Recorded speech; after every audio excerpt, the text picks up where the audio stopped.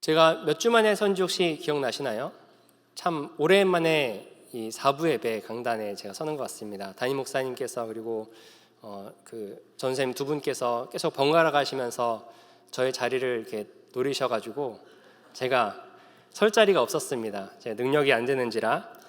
그러다가 이제 겨우겨우 오늘 오랜만에 제 기억에는 5주 아니면 6주 만에 이렇게 여러분 앞에 서는 것 같은데요. 그래서 너무나 감사하고 하나님 앞에 이 자리를 허락해 주셔서 너무나 감사하는 마음입니다. 그래서 제가 오랫동안 못 쓰고 있던 와중에 지난주에 담임 목사님께서 앞으로는 설교를 이렇게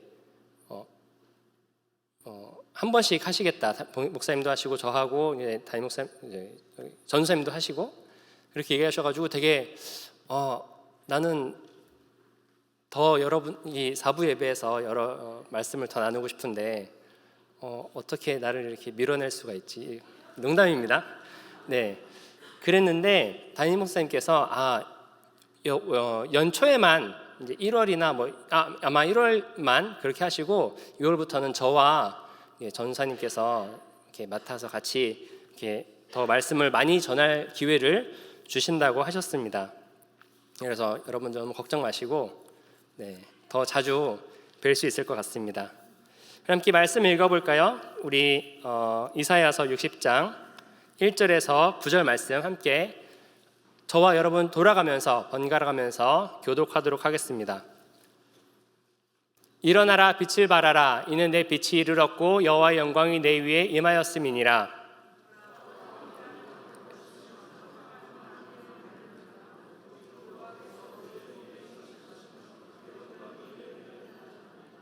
나라들은 내 빛으로 열왕은 내 비추는 내 광명으로 나아오리라.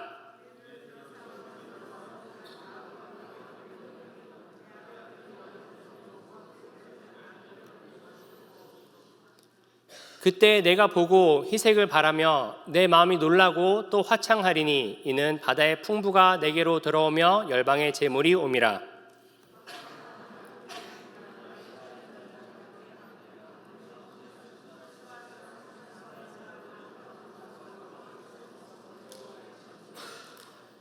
게달의 양무리는 다 내게로 모여지고 느바요의 수양은 내게 공급되고 내 단에 올라 기꺼이 받음이 되리니 내가 내 영광의 집을 영화롭게 하리라.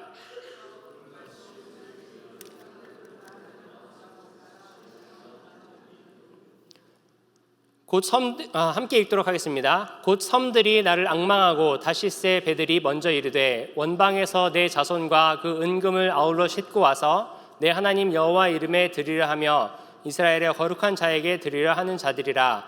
이는 내가 너를 영화롭게 하였음이니라. 아멘. 자, 잠깐 기도하도록 하겠습니다. 주님 감사합니다. 우리 사부예배 함께 모여서 주의 말씀 듣고자 나왔습니다. 우리가 주님을 온 마음 다해서 전심으로 찬양하였고 또 주님 앞에 나올 때 주님 말씀 가운데 변화되기를 소망하면서 나왔습니다. 우리가 소망하였던 것처럼 또 주님께서 우리에게 주신 은혜처럼 우리 말씀 듣고 주님의 백성이 되어서 주님의 자녀가 되어서 우리가 일어나 빛을 발하는 주님의 백성을 될 수 있도록 주님 인도하시옵소서. 감사합니다. 주님 예수님의 이름으로 기도드립니다. 아멘. 우리 새해가 된 지 벌써 2주째입니다. 그렇죠? 우린 언제나 새해를 맞이하면서 새로운 계획을 세우고 또 지난해 내가 하고자 했는데 못했던 것들 그런 것들을 꼭 내가 해보리라 라고 다짐을 하면서 시작을 합니다. 저도 역시 마찬가지로 여러 가지 계획을 세웠습니다. 목표를 세웠고요. 그 중에 한 가지는 아마 여러분과 제가 공유하는 것이 아닐까 생각하는데 바로 다이어트입니다. 제가 사실 크리스마스에 선물로 체중계를 받았거든요. 그래서 체중계를 그날 밤에 바로 재보고 나서 정말 깜짝 놀랐습니다. 왜냐하면 앞자리가 바뀌어 있었어요. 제가 한국에서 올 때는 앞자리가 8이었는데 한 자리가 더 올라 있었습니다. 킬로그램으로. 그래서 한 6kg 정도가 더 쪄 있는 거예요. 그래서 너무 충격을 받아가지고 이러면 안 되겠다, 정말 다이어트를 해야 되겠다라고 마음을 먹게 되었습니다.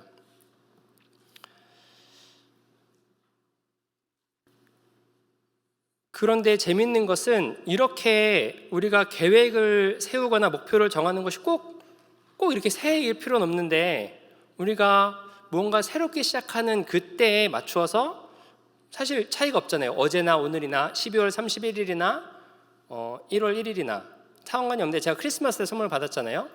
근데 크리스마스 때 선물을 받고 그날 충격 받았으면 그날 바로 시작하면 되는데, 바로 시작하지 않고 내가 새해 되면 그때부터 이제 정말로 다이어트를 해야겠다라고 생각을 했었어요. 우리는 새해가 되면 뭔가 특별한 마음을 먹고, 그때부터는 내가 정말로 변화된 사람이 될 수 있을 거다라고 결심을 하게 됩니다. 그래서 정말로 우리가 그 목표를 이룰 때도 있지만 그렇지 못할 때도 참 많은 것 같습니다. 사실 그래서 새해가 되고 나서요, 결심을 했어요. 내가 다이어트를 해야겠다. 그런데 바로 그 다음 날인가 다다음 날에 하필이면 모임이 잡혔습니다. 고기 뷔페에 갈 수 있는, 제가 달라스에 와서 처음으로 가보는 고기 뷔페였는데 고민이 됐습니다. 어떻게 해야 되나. 결과는 제가 정말 배가죽이 찢어질 정도로 이렇게 고기를 먹고 돌아왔습니다. 그러면서 제 머릿속에는 그랬어요. 내일부터 다시 하면 되지. 내가 내일부터는 정말로 결심을 해서 열심히 빼야겠다라고 생각을 했습니다. 그러면서 정말 그 고삐 풀린 망아지처럼 엄청나게 됐었죠. 굳이 지금 제 몸무게를 다시 밝히진 않겠지만 아직 진행 중에 있습니다. 저의 다이어트는.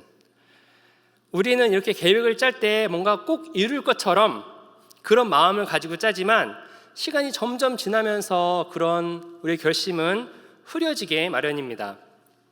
하나님 앞에서 똑바로 살고자 결심을 하기도 합니다.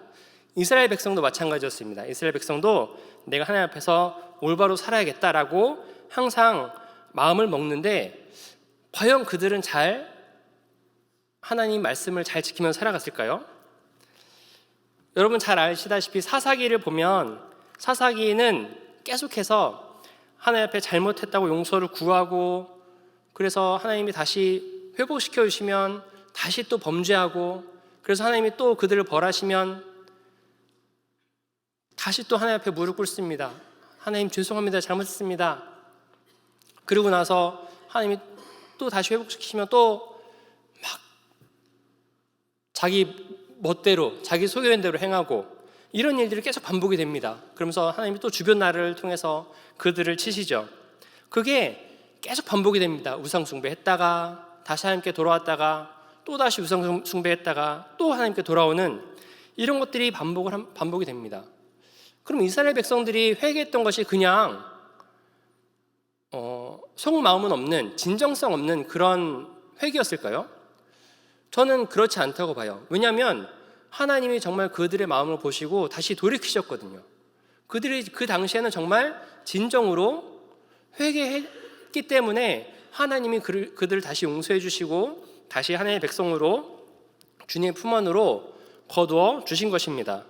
그런데도 자꾸 그들은 실패를 합니다. 이 이사야서는 이스라엘이 아수르가 그 당시 그쪽 지방, 그 세계를 지배하던 때부터 바벨론 포로로 끌려갔다가 돌아오는 시기에 걸쳐서 한 200년 정도에 걸친 예언서입니다. 이사야를 통해서 하나님께서 하신 말씀입니다. 그 중에 오늘 본문 말씀에 해당하는 이 60장은 바벨론 포로로 끌려갔다가 다시 돌아오게 된 이들을 향한 하나님의 말씀입니다. 그렇기 때문에 바벨론 포로로 가 있다가 다시 돌아왔어요, 이스라엘로. 그렇기 때문에 굉장히 희망적인 메시지가 그들에게 들려옵니다. 오늘 본문의 1절 말씀 너무나 잘 아는 말씀이죠. 일어나라, 빛을 발하라. 이는 내 빛이 이르렀고 여호와 영광이 내 위에 임하였음이니라. 이 말은 너희가 이제껏 바벨론 포로로 너무나 고생하고 핍박과 정말 압제 가운데 놓여져 있었지만, 포로로 있다가 돌아왔지만, 이제는 내가 이제는 내가 너희와 맺은 언약이 영원하도록 너희에게 빛으로 임할 것이니 이제는 그 어두움 가운데에서 일어나서 빛을 발하라 라고 말씀하시는 것입니다. 이 얼마나 희망적인 메시지입니까? 메시지는 정말로 힘이 날 것 같은 메시지인데요, 그들의 현실은 어땠을까요? 분명 돌아올 때에는, 막연한 고향 땅으로 돌아올 때는 자유다, 이제 더 이상 나는 포로가 아니다, 꿈에도 그리던 내 집이 이제 내 눈앞에 있다 하고 돌아왔을 것인데, 그 바벨론의 공격을 받았던 예루살렘은, 그 이스라엘 땅은 완전히 폐허가 되어 있었습니다. 이스라엘 백성들이 살아가던 집들은 아마도 대부분 다 무너져 있었을 것입니다. 삶의 터전이 다 사라지고 먹을 것조차 제대로 남아있지 않은 그런 상황이었습니다. 내 자신 돌보기도 너무나 급급하였고 이웃을 돌아볼 그런 여유도 없었을 거예요. 그렇기 때문에 그들은 공동체로서 살아가고자 하는 의욕도 없었을 것이고, 그 가운데 사랑이 있지도 않지 않았을까라고 생각을 해봅니다. 이렇게까지 황폐해져 버린 자신의 고향 땅을 바라보면서 이 이스라엘 백성들은 내가 무엇부터 시작해야 되지? 어디부터 다시 이 이스라엘을, 내 마을을, 내 집을 세워나가야 되지? 어디부터 시작해야 될지 정말 막막했을 것입니다. 그런데 그런 그들에게, 막막해서 앞이 보이지 않는 그들에게 바로 이사야를 통해 전해진 말씀은 일어나라 빛을 발하라 라였습니다. 그들에게는 분명히 위로가 필요하고 당장 잘 것이 필요하고 먹을 것이 필요한데, 하나님은 그러한 자신의 백성들에게 야, 이제는 너희들 돌아왔으니까, 너희들 그 하나님의 땅으로 돌아왔으니까, 내가 너희에게 얘기했던 그 약속의 땅으로 돌아왔으니까 너희에게 이제 내가 먹을 것을 주고 평안히 쉴 수 있게 하고 너희 입을 것을 내가 책임지고 모든 것을 책임지겠다 라고 말씀하지 아니하시고 일어나라 빛을 발하라 라고 말씀하셨습니다. 그러면서 그들에게 너희가 가지고 있는 사명을 다시 한번 상기시켜 주셨습니다. 이제 좀 편하게 살아볼까 하는데 하나님은 너희 편하게 살아라 하는 게 아니라 일어나 빛을 발하라고 하는 것입니다. 하나님이 분명 그들이 처해 있는 상황도 잘 알고 계십니다. 어두움이 땅을 덮을 것이며 짙은 어두움이 민족들을 덮을 것이다 라고 이야기하고 있습니다. 여러분, 성경에서 말하는 어두움이 무엇입니까? 창세기에서부터 어두움에 대해서 이야기하고 있습니다. 어두움은 바로 혼돈입니다.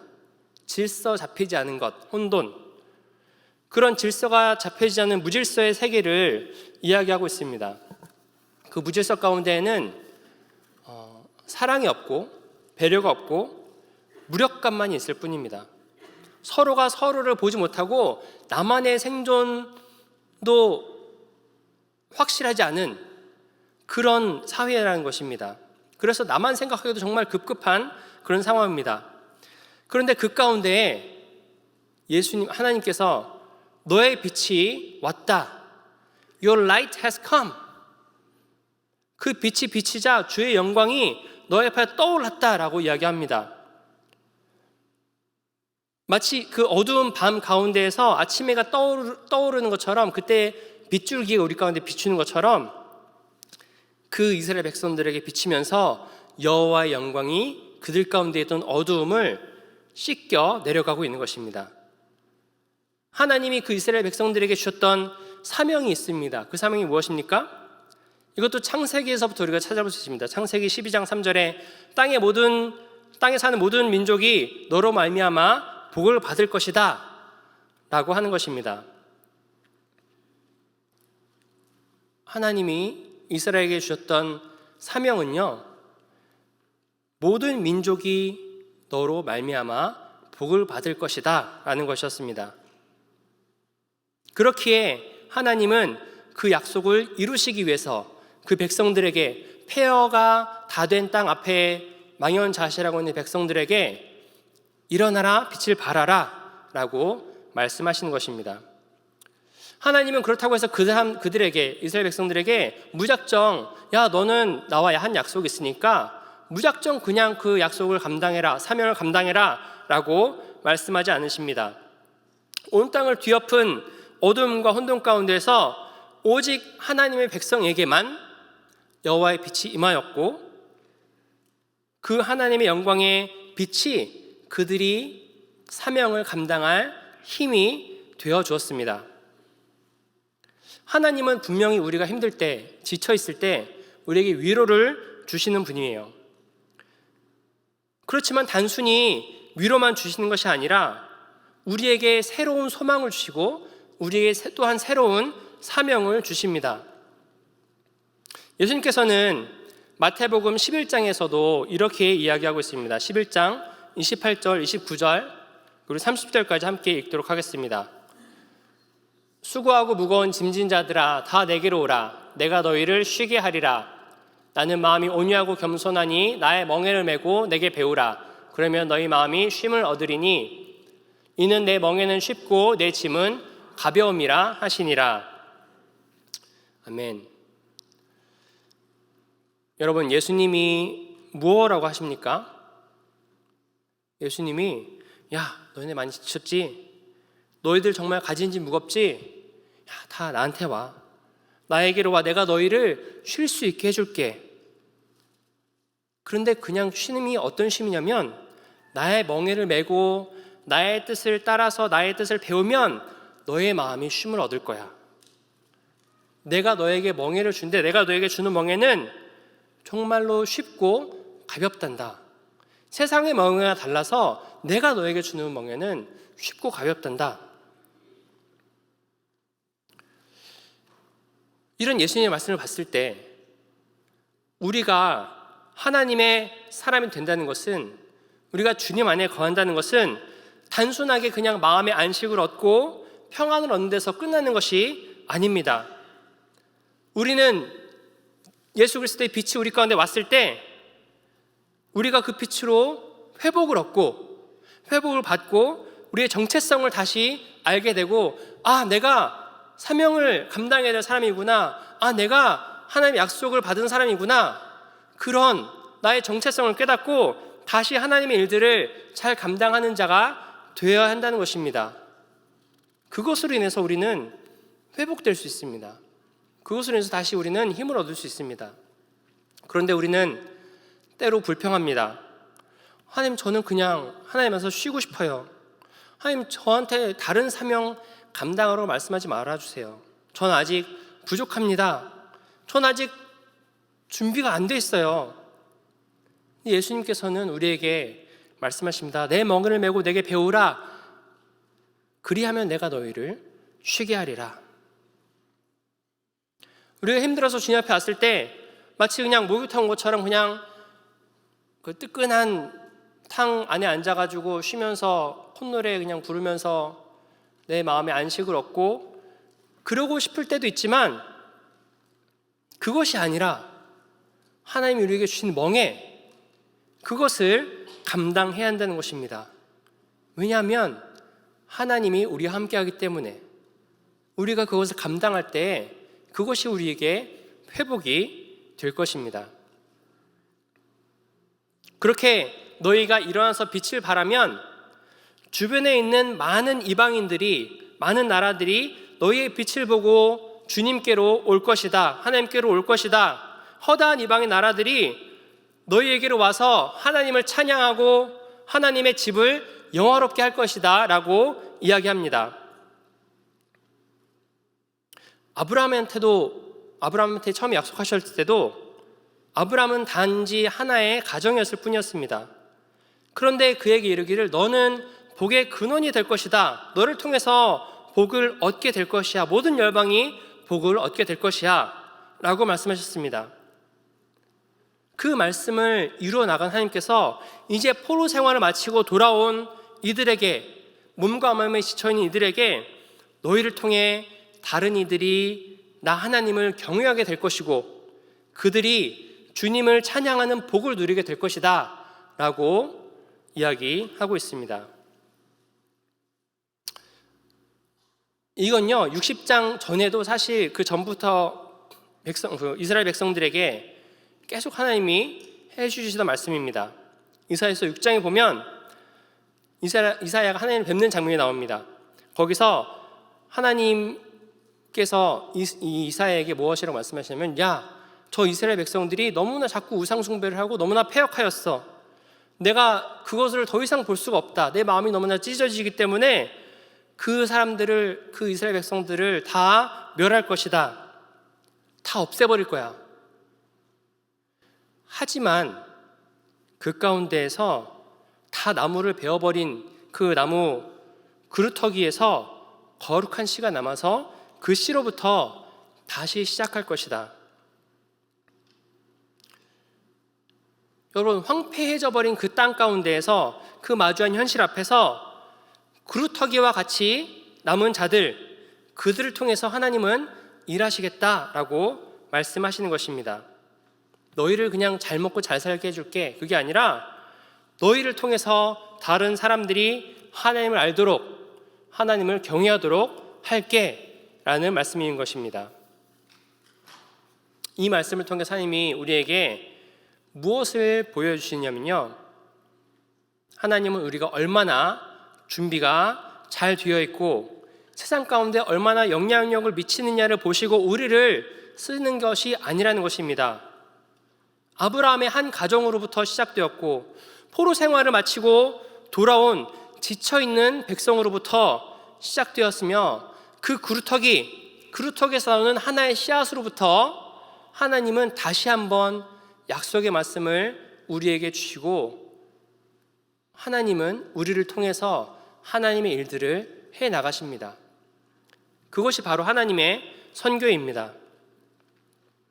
여러분, 이스라엘을 통해서 전해진 이 말씀을 보면 그때 이스라엘은 마치 하나님의 빛을 가지고 온 그 본이 되는 삶을 살았어야 할 것입니다. 하나님이 이스라엘 백성들에게 얘기했잖아요. 야, 너네 지금 그 폐허된 땅 가운데 있지만 내가 너희한테 얘기한다. 일어나라, 빛을 발하라. 그러면 분명 이스라엘 사람들이 그렇게 살았어야 될 것 같습니다. 그런데 나중에 또 보다 보면 이스라엘은 또 넘어집니다. 또 우상을 섬기고 범죄하고 하나님을 또 뒷전으로 밀어두는 일들이 또 다시 생기게 됩니다.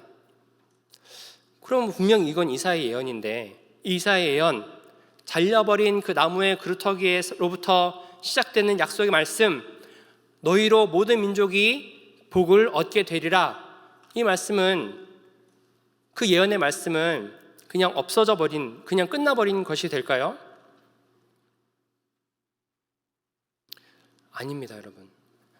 다 타고 남은 그 그루터기의 그 거룩한 씨앗은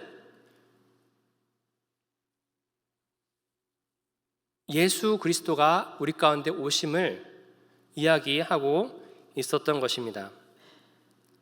예수 그리스도를 통해서 아직 자신의 약속을 이루어 가고자 하신다는 것입니다. 여러분, 우리는 어떤 사람들입니까? 우리는 크리스찬들입니다. 그리스도인들입니다. 그리스도의 사람들입니다. 우리는 예수님 안에 빛의 자녀들입니다. 그렇기 때문에 이 이사야서의 말씀, 일어나 빛을 발하라, 이 말씀은 그대로 우리에게 적용이 되는 것입니다.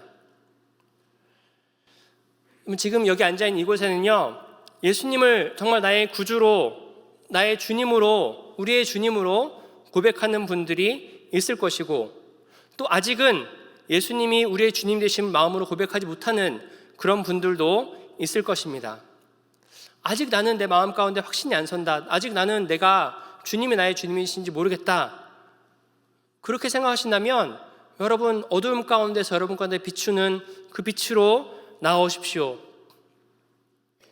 여러분, 밤에 잠을 자다가 갑자기 불을 켜거나 갑자기 이제 창문을 확 열게 되면은, 커튼을 젖혀서 창문을 열게 되면 우리는 처음에는 눈을 찌푸리게 됩니다. 빛이 너무나 강렬하기 때문이죠. 그런데 그 빛 가운데서 살아가다 보면 우리는 빛 가운데 사는 것이 자연스럽게 됩니다. 처음에는 예수님의 빛 가운데 나온다는 것이 좀 어색할 수도 있습니다. 불편할 수도 있습니다. 나의 눈을 찌푸리게 할 수도 있습니다. 그렇지만 우리가 그 빛 가운데 살아가다 보면 우리는 그 빛 가운데 사는 것이 너무나 자유로워질 것입니다. 이것이 바로 육체의 소욕을 따라 사는 삶이 아닌 성령에 따라 사는 삶입니다. 그것을 깨닫고 내가 빛 가운데 나와 살다 보면 내가 빛의 자녀라는 것을 깨닫게 될 것이고, 그 진리 가운데 살아가다 보면 우리에게 주신 사명을 감당하며 살 수 있을 것입니다. 그것으로 인해서 여러분, 하나님께서 여러분의 삶을 통해서 영광 받으실 것이고, 또 많은 이들이 주님께로 나갈 수 있는 너무나도 주님의 복된 교회의 삶을 살아갈 수 있을 것입니다. 또 여기 앉은 분들 가운데 아마 많은 분들이 나는 복음이 뭔지 안다, 하나님이 우리에게 주신, 예수님이 우리에게 주신 그 복된 소식이 무엇인지 안다, 나는 예수님이 우리의 구주이심을 믿는다 라고 생각하는 분들이 있을 것입니다.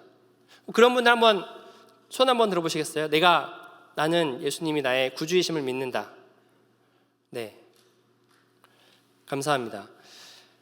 여러분이 정말로 그리스도인이라고, 예수님을 따르는 사람이라고 본인이 내가 그 빛 가운데 있다고 느끼신다면 오늘 우리가 나누는 말씀대로 일어나 빛을 발하시기 바랍니다. 교회에서든 아니면 밖에서든 우리는 일상 가운데에서 예수님처럼 살아가야 합니다. 우리는 하나님의 약속을 가지고 살아가는 사람들이기 때문입니다. 여러분, 아브라함에게 주셨던 약속이 뭐라고요? 너는 복의 근원이 될지라.